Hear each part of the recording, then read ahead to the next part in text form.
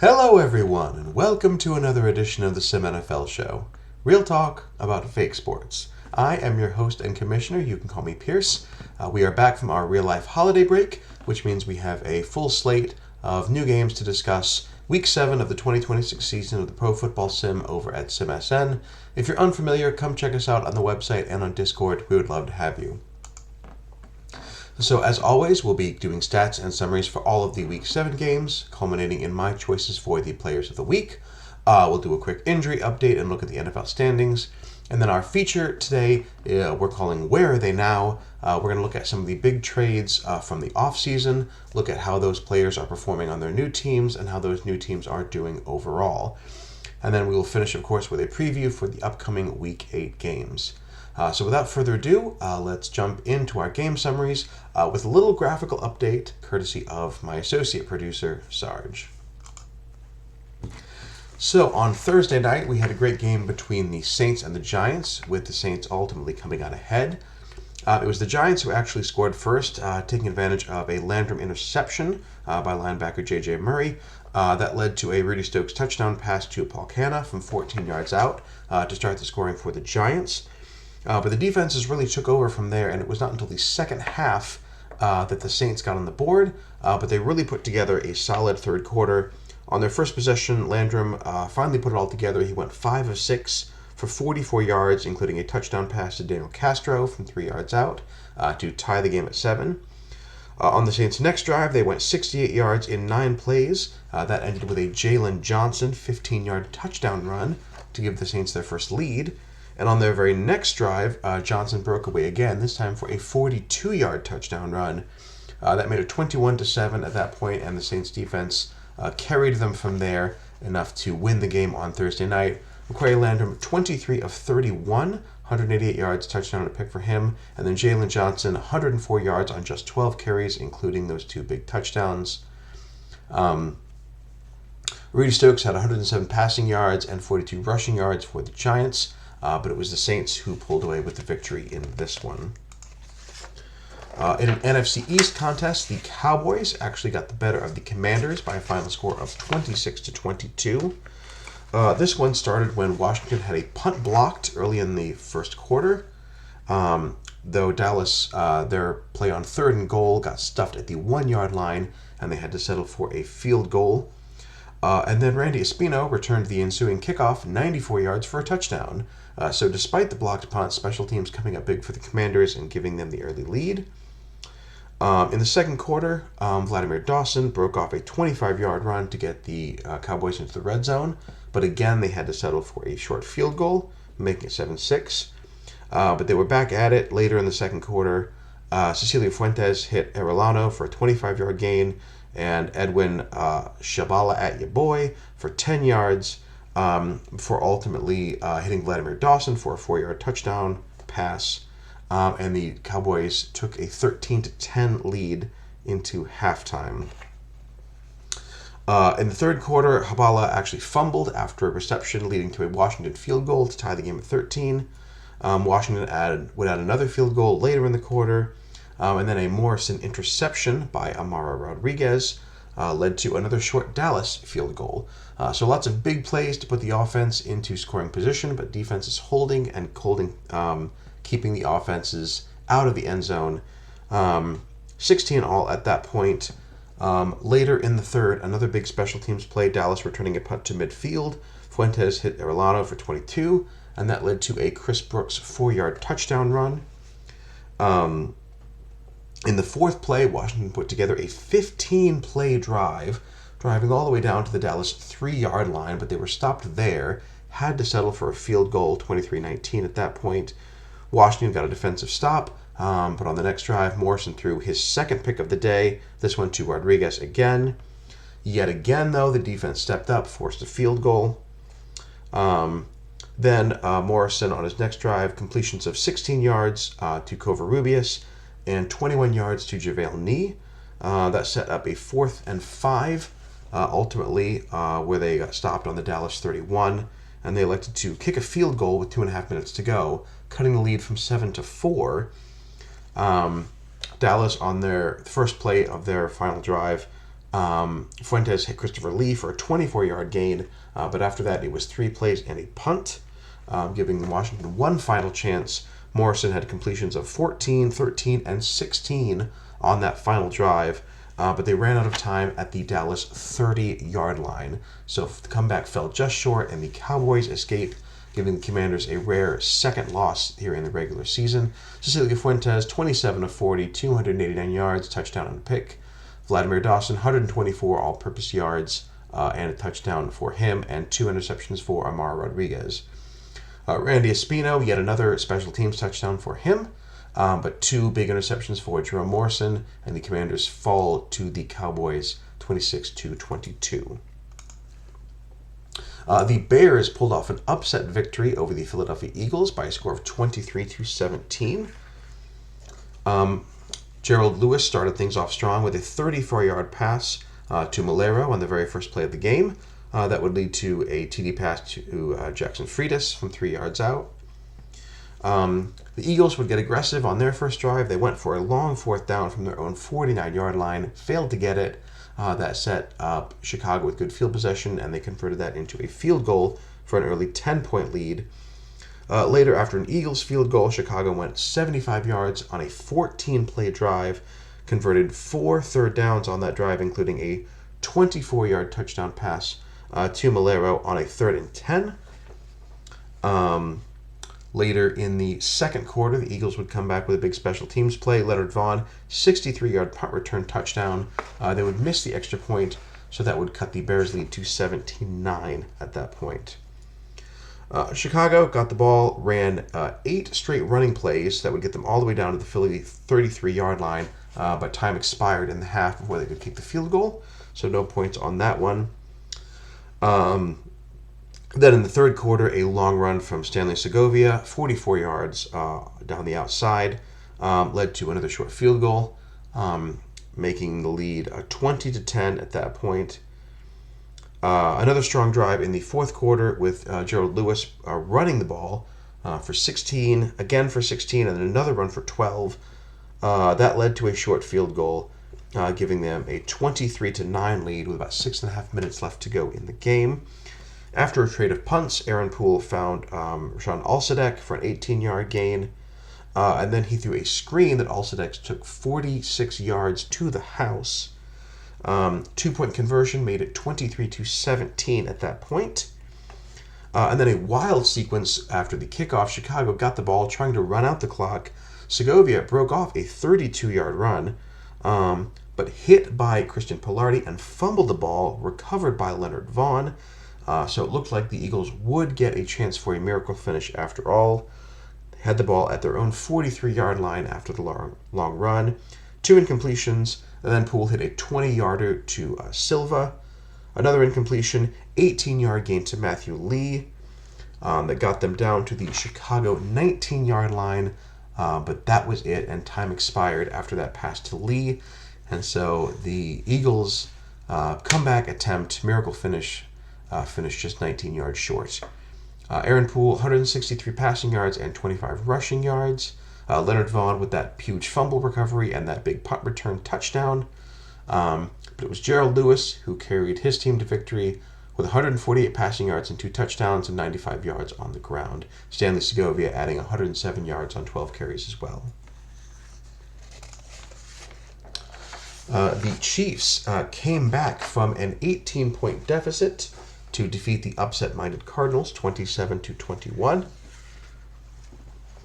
Chiefs drove for a field goal on their first drive, started out with 6 consecutive called runs, and then there was a 7th run where they called a pass on 3rd and 10, but that led to a David Chop scramble, but he was stopped short and they kicked a 35-yard field goal. On the Kansas City second drive, they failed a 4th down conversion from near midfield, which set up the Cardinals with good field position. Cardinals needed 11 plays just to go 43 yards. But then after an apparent 3rd down stop, that was overruled with a face mask call on the Chiefs' defense. And that give the Cardinals 1st and goal, and Albers converted with a 3-yard touchdown run to put the Cardinals on top 7-3. After a chop interception by Ryan Pottinger, Puna Edwards found Lance Guimay for an 8-yard touchdown pass and a 14-3 lead. Kansas City went 3 and out. Darren Albers broke off a 60-yard run to set up a short run for the touchdown by Casey Gallen, backup running back. And just like that, it was 21-3 Cardinals leading. But the Chiefs got right back to it on their next drive. Sergio Gui's 57-yard run led to a David Chop touchdown pass to Michael Walker from 9 yards out to cut the lead to 11. After a defensive stop, KC was driving, but a holding call wiped out a 17-yard run from James Carter. So ultimately, they were unable to advance, and then they missed a 47-yard field goal attempt. So it would stay 21-10 going into the half. On the first drive of the third quarter, Chiefs kicker Wall would miss another field goal, this one from 51 yards out, but he would redeem himself by hitting a 23-yard chip shot later in the quarter, make it a 21-13. Into the fourth quarter now, David Chop went 7 of 8 passing, leading a 10-play drive, and then he ran it in himself from 7 yards out. Then he hit Adams for a 2-point conversion to tie it up to 21. After a defensive stop, Carter runs for 22. Chop finds his tight end, Van Slyke, for a 15-yard gain. That leads to Wall hitting a 37-yard field goal, giving the Chiefs their first lead since they were up 3-0. It was 24-21 at that point. Arizona goes 3 and out. Kansas City drives into field goal range, but Wall misses from 46, and it's still a 3-point game. Arizona goes 3 and out again. Kansas City drives into field goal range again, with Carter running it for 24, Chop running it for 13. Wall is good, this time from 45, his fourth successful field goal on 7 attempts on the day. That made it 27-21 with 1:02 to go. Arizona unable to do anything with their final 4 plays, and Kansas City completes the comeback victory. Another complete game by David Chop, 179 rushing yards and a touchdown, 179 passing yards, 157 rushing yards, and a touchdown each. James Carter adding 121 yards on 20 carries as well. Puna Edwards playing mistake-free football, over 50% completions with a touchdown, but the defense let them down, and the Chiefs come back and win this one to go to 6-1 on the year. The 49ers beat the Bengals 24-16 for their second win of the season. Donald Gurovich opened the game strong, 5 straight completions. And then after taking a sack, he converted a 3rd and 12 to tight end Julio Hearn. That led to a touchdown pass to his running back, Pack Smith, and an early lead. San Francisco would respond, Scott Romero hitting Carlos Ramos, for a 36-yard gain that set up a Vontae Nebel 3-yard touchdown run to tie the game. On the next drive, Romero was 6 for 6, including a 42-yarder to Fernando Thomas and an 8-yard touchdown to his tight end, Zach Labor, giving San Francisco their first lead. Later in the second quarter, special teams would get in on the action, blocking a Bengals punt, and then Romero would run it in from 28 yards out, giving the 49ers the 21-7 lead. But the Bengals would return in kind. They would block a San Francisco punt later in the same quarter. That would get them just in range for a field goal before halftime, 21-10, going into the locker room there. Late in the third quarter, after another San Francisco field goal, Cincinnati went 82 yards in 13 plays, Gurovich hitting James Smith for a 9-yard touchdown. Their running attempt on the 2-point conversion got stuffed, so it was still an 8-point lead at that point. Fourth quarter, Cincinnati drives down to the San Francisco 10, looking for a touchdown to tie the game. But John Gordon, with the play of the game, steps in front, picks the ball off, and preserves the lead. Then later, with under 6 minutes to go, Cincinnati would drive to the 28-yard line. Bengals would drive to the San Francisco 28-yard line, but they are stopped and then would miss the 45-yard field goal. So it was still an 8-point lead, and the defense would hold on the final drive to preserve that win. Great-looking game from number 1 overall pick Scott Romero, 125 yards passing and a touchdown, 77 yards rushing, and a touchdown. And then got John Gordon, of course, with that huge red zone interception to save the game. Donald Gurvich, 32 of 56 pass attempts, 298 yards and 2 touchdowns from him. But it is Romero and the 49ers who win this game 24-16. On Monday night, had a great AFC South matchup with the Jaguars beating the Texans 17-9. Scoring was started with a Nebel interception by Trayvon Johnson near midfield in the first quarter. Matt Howard hit Madruga for a 24-yard gain and then again for a 6-yard touchdown to open the scoring. Later in the second quarter, Madruga added again. He returned a punt all the way to the Houston 32-yard line and then caught a 25-yard pass to put them in scoring range. Hugh Kahn ran it in from 4 yards out to make it 14-0 at that point. It was 17-3 well into the second half. Eventually, Houston was able to make a game of it when Nebel found Matt Brown for a touchdown pass with 2:32 to go in the game. They go for 2, do not get it, makes it 17-9. But then a big mental error on the Texans defense, a defensive holding call on the ensuing drive to give the Jaguars an easy first down. And then the Jags would earn 2 additional first downs running the ball, which was enough to run out the clock and preserve the win. Tough game for Travis Nebel, only 8 completions, 59 yards, a touchdown, and a pick. He did have 22 carries for 118 yards, however. Matt Howard, 16 of 28, 187 yards, and a touchdown for him. Hugh Kahn, 84 yards on the ground, and a touchdown for him, as well as Jacksonville gets the big division win and moves into a tie and having a share of first place in the division. As for the rest of the Week 7 scoreboard, Jets shut out New England. Patriots shut out for the 3rd time this season. Jesse Knoll, 17 of 28, 238 yards, added another 44 yards rushing for him. Detroit put up 54 on the Baltimore Ravens. Hanson, 22 of 28, 199 yards, and 3 touchdowns. Ravens still cannot catch any luck. Brandon Savage attempted just 4 passes, completing 2 and leading a touchdown drive before he was injured. He left the game with a hip injury. Luckily, it's not serious. He should be back next week, but Baltimore basically playing the entire game without their number 3 overall quarterback. And Detroit wins big, 54-17.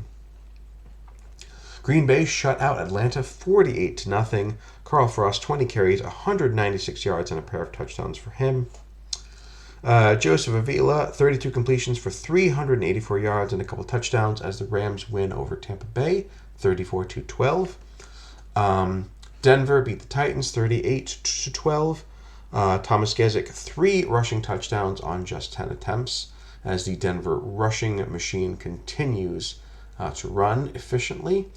The Raiders beat Seattle 24-6. James Blank had a great receiving day, 7 receptions, 163 yards, and 2 touchdowns for him. The Chargers beat Indianapolis 32-7. Aguilera, 14 of 21, 169 passing yards and 2 touchdowns. He added 20 rushes for 125 yards on the ground as well. And then Cleveland beat Pittsburgh on Sunday night to move into a share of first place. 34-16 was the final there. Dominic Anku, 20 of 31 for 225 yards and 2 touchdowns with a pick, and then 15 carries for 80 rushing yards as well for the young quarterback. So, for our players of the week, I want to call out David Chop for having over 150 yards, both passing and rushing, and a touchdown each. Randall Hansen, 199 yards and 3 touchdowns for him. Carl Frost, nearly 200 yards rushing and a couple touchdowns. James Blank, as I mentioned, 163 receiving yards and a couple touchdowns. Then on the defensive side, Russell Garbon with 5.5 tackles for loss. Jeffrey Jesse with 5 tackles for loss for the Ravens. Gregory Williams had a great day for the Falcons. 4 passes defended and an interception as well. And then Mike Hargreaves for the Seahawks. 4 passes defended, 2 interceptions, and a fumble recovery. So 3 takeaways from the same defender. Definitely a special day for Hargreaves. So congratulations to those 8 players on being named my Players of the Week for Week 7.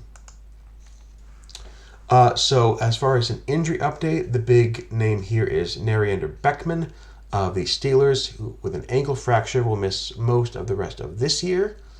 Some big names coming back. Jose Padilla, recovered from his foot injury, should be back next week. William Poku, defensive end for the Rams. And then, as I mentioned, Brandon Savage missed all of the last game, but will be back for Week 8. Daniel Ellswick, for his new team, the Kansas City Chiefs, should be hitting the field soon as well as he recovers from that hamstring injury. So here is where that leaves us in the AFC after 7 weeks. Browns now with a share of first place in the North and the tiebreaker having just beaten the Steelers. Jaguars and Titans also tied atop the South at 4-3 each. The Dolphins still undefeated after an early bye, 6-0, but the Jets are trailing them at 5-2, and they do have a head-to-head game next week, which should draw a lot of attention.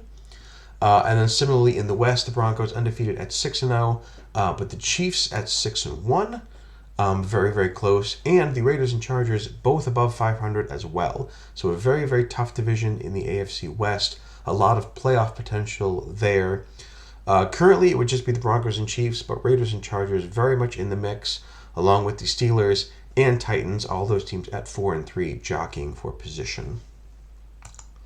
Over in the NFC, the Lions are atop the North at 6-1, although the Packers are just behind them at 5-2, and Packers do have the one victory over the Lions, so both teams very much controlling their own destiny.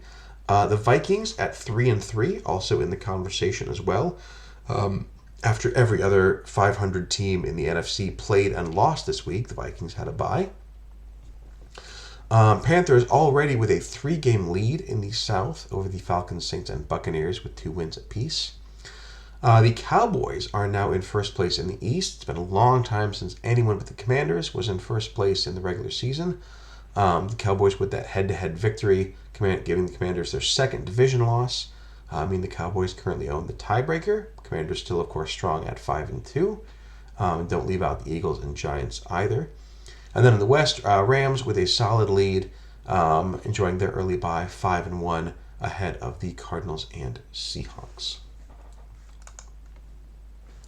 So today's feature is called Where Are They Now? We're going to look at some of the big trades that happened in the offseason, see at how those players are doing on their new teams, and look at some before and after comparisons for those teams' performance. So the first one we're going to talk about is the Jesse Knoll trade. So the Cowboys last year were a wild card team, with an 11-win team, were middle of the road in passing yards, 13th. The Jets were 28th in passing yards and finished last in the East with only 4 wins. And then the Jets worked a trade with Dallas to acquire Jesse Knoll in exchange for a top 10 draft pick. Now, to be clear, this was not an additional first. Dallas moved up. Dallas traded their first and Knoll for the Jets first, so they moved up into the top 10. Dallas also gave up a second and a third rounder in 2026 and they gave up a second rounder in 26. They received third rounders in 26 and 27. So all in all, not a ton of compensation, though Knoll is regressing already and is in the last year of his current contract. That certainly played a part as far as the draft compensation goes. So Dallas, for their part, is still doing great. They are 14th instead of 13th in passing yards, and they are tied for first place in the division. So doing very well with Cecilio Fuentes. Very interested to see what they do at the quarterback position. Is Fuentes an answer? Is he going to get extended? Or is the plug-and-play success of Fuentes indicating that they have a solid supporting structure and they can bring in someone new or maybe draft someone new? They didn't end up drafting someone with that top 10 pick they acquired. They used that on Jonathan Callahan, who has not yet had a chance to play for them. Interesting questions for next offseason as for what the Cowboys do at quarterback, especially with Fuentes now in a contract year, but playing decently well. But the Jets obviously getting a huge deal of production out of Knoll. They're up to 17th in passing yards. They've already exceeded their win total from last year. They're 5-2, in great position for a wild card. Noel, 150 of 221, 1,500 passing yards, and a better than 3-1 touchdown to interception passing ratio. Also nearly 400 yards rushing. Definitely a huge, huge improvement for the Jets. Got to feel good about what they've been able to do as a result of that trade. Especially given that the compensation was moving down in the first, and then moving up in the second, and giving up an additional pick. So yeah, lots to like from both sides. Cowboys got some extra capital and are doing pretty well. Noel having a big impact for the Jets, leading them to greater successes than they were able to experience last year. The other big quarterback name was, of course, David Chop, getting traded from the Ravens to the Chiefs. I was surprised when I looked into it and realized both of these teams were actually top 10 in passing yards. Now, that might have been because they were playing from behind a lot of the time. They both finished 6-11. But prolific passing offenses, although you wouldn't note it, especially for the Ravens, with the conversations around Chop, who was ultimately traded to Kansas City for Ariel Lemon Jr., linebacker Michael Garrett, and 3 draft picks, a 5th and a 7th in that current draft, 2026, and then a 2nd in the upcoming 2027 draft. So yeah, only a single day 1 pick. And the results are pretty stark. Now, the Ravens, of course, did draft Brandon Savage, but then they had a scheme change mid-year, which was overly aggressively applied, and they're going to get draft compensation for that next year. And then Savage was injured this year.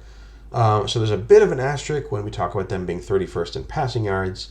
But it has been a tough start, 0-7 in the basement. Ariel Lemon has not done a ton for them in the backfield, only 161 rushing yards. Meanwhile, Kansas City Chiefs have a top 10 passing offense. They have also equaled their win total from last year. They're 6-1, a half game out of first place in the West. Chop has almost 1,700 passing yards, 11 touchdowns, 6 interceptions, 500 rushing yards, 3 touchdowns. Absolutely has transformed that Chiefs offense and that team. So Chiefs got to feel good about what they gave up to get him. Obviously, Chop is getting up in years and is in a contract year. So there's still a lot of question about how long he can sustain that and what it's going to cost to pay him to stick around. But I think just to have that opportunity, big win for the Chiefs in swinging that trade. I am very much, though, a believer in Brandon Savage. I think he's going to be great. I don't think the Ravens have lost this trade by any means. But for whatever reason, the fit was not good in Baltimore, and it is in Kansas City. So Chop looking more like the highest overall quarterback now that he's on a different team. Another big trade on the offense, not with a quarterback, but for a quarterback. Jaguars making a big trade to give some weapons to Matt Howard. They were 18th in passing yards last year. Were able to get a wild card with a 9-8 record. And then Cincinnati traded their top 2 wide receivers, Madruga and Campaverde, to Jacksonville for offensive tackle Ryan Dunn, who was a first-round pick a few years ago, and then 3 additional draft picks. So Cincinnati actually still doing great in the passing game. Admittedly, Gurovich is passing a lot, 56 attempts, as we saw in his last game. And the team is only 1-6, so a lot of that is playing from behind. But they're still racking up the yardage. Ryan Dunn still learning the new system, 2 pancakes, 3 sacks allowed so far. And then Jacksonville up to 12th in passing yards with the acquisition of Madruga Campaverde. They also traded for a tight end as well. They're still around 500 or just above it. That is good enough for a tie for first place currently, but it's still a close race. Madruga so far, 21 catches, 319 yards, and a couple touchdowns.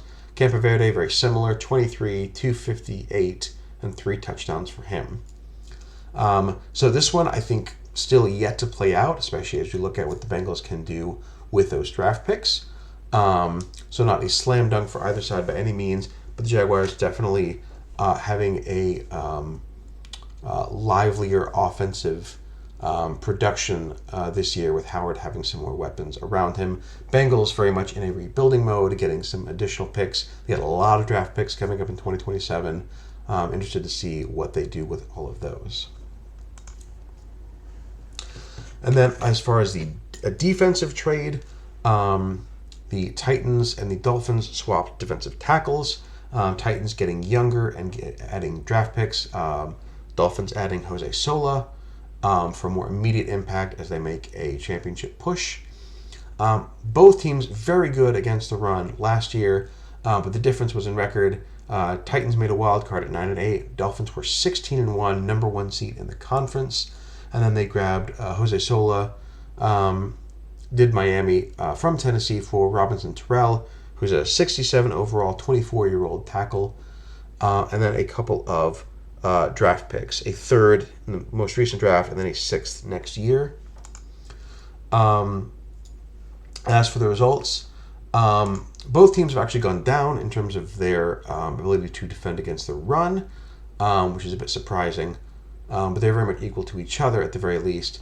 Titans still at 500. Dolphins 6-0, still in first place in the conference, so no changes there. Sola has looked pretty good, 15 tackles, 11 of those behind the line of scrimmage. That's an incredible percentage with a sack. But Robinson Terrell has really stood out for the Titans. 17 tackles for loss, 6 sacks, and a forced fumble. So huge production from a young player who has yet to hit his ceiling. Titans got to feel good about getting Terrell and additional picks and then getting that kind of performance out of him. And then the third round pick that the Titans got last year, they used on Jason Yabusele, who was originally mocked pretty high in the first round as a free safety, eventually fell to the third because of low potential concerns. But so far has looked good, 24 tackles, 2 tackles for loss, a forced fumble, and interception. So his getting out there, his making plays, his getting his snaps. So yeah, I think Titans have to feel good about the compensation they've got, letting Sola go, but with the players and picks they were able to acquire in exchange. And then finally, in our final part, we look at 3 receivers who were traded for at least one first-round pick. The first of which was Edwin Garcia to the Chargers for the 25th and 130th pick. Garcia has 12 catches, 172 yards, and a touchdown.